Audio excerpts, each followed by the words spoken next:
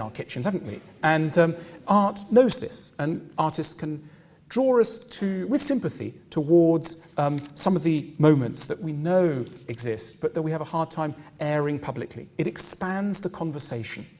It makes us less lonely with the more private and sad parts of us.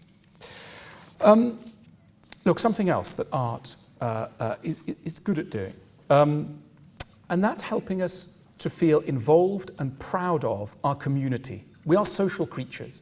We belong with others, but it's something very hard to find the motivation, really, to want to join in with others, because the world can, particularly as refracted through many organs of the media, can look just terrifying, not a social, communal world that we would ever want to join. Sometimes, at rare moments when an athlete has won something, we can feel that we can join in, but those moments of national and collective pride and effort are few and far between. I think it's one of the tasks of art to make that civic pride more available. This is by Michael Hopkins and Partners. It's the Velodrome of 2012, and it's a beautiful building that speaks of all kinds of lovely things. It's elegant, it's harmonizing nature with technology, it's sort of classless, it looks towards the future but acknowledges the past. It does all sorts of things that Britain often can't quite do, but would perhaps like to do more of. If you like, it's an essay in flattery. I think flattery is quite important in life. We often flatter our kids. Imagine a kid who's basically quite not that generous, but eventually this little child's maybe given a biscuit to her brother, and all the parents go, "Oh, that's so amazing! You're so generous! Oh, you've given a biscuit to your brother. This is a brilliant person." Everybody claps. It's not quite true, but by saying it, perhaps it can become a little bit more so. And works of art can similarly flatter us. Take Switzerland. Switzerland is a land of Nazi sympathizers, right-wing thugs, bankers who squirrel away stolen loot, etc. But it's also got other sides. It's also a country that's genuinely very classless, that's properly democratic in every way, that's in tune with nature. It's got lots of... I'm Swiss, by the way, so I can get away with this.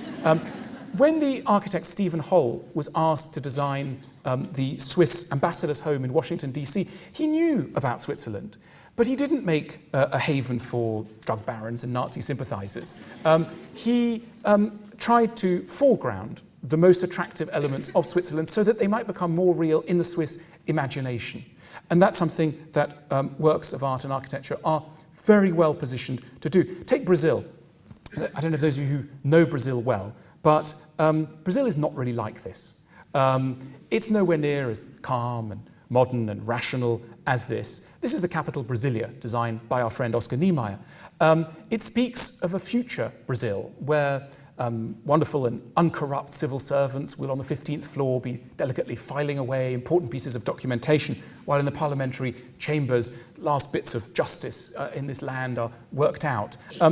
Brazil is not yet like that, but it might one day be, and this is an invitation to Brazil to be the way that it should be, but isn't quite yet. So that's a very important function for art. It's not just the great public monuments that do this. Cutlery can do this as well. When David Mellor was making cutlery in the 1960s, he was struck and offended by how class-bound Britain was, by how unattuned it was to natural life, by how un-Mediterranean it was. And he studied the implements of simpler Mediterranean societies and came up with a range of cutlery called Mediterranean.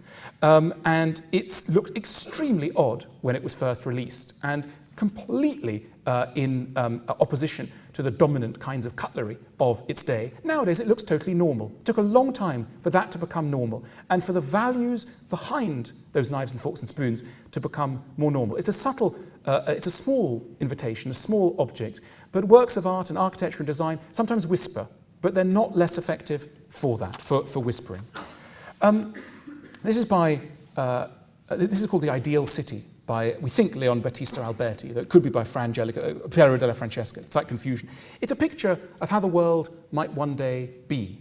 And that's something that art is very good at showing us, how things might one day be. Not in order to daydream idly, but in order to edge us towards a perfection which we taste and smell and intuit in our more hopeful moments, but which is day to day a little bit out of our control.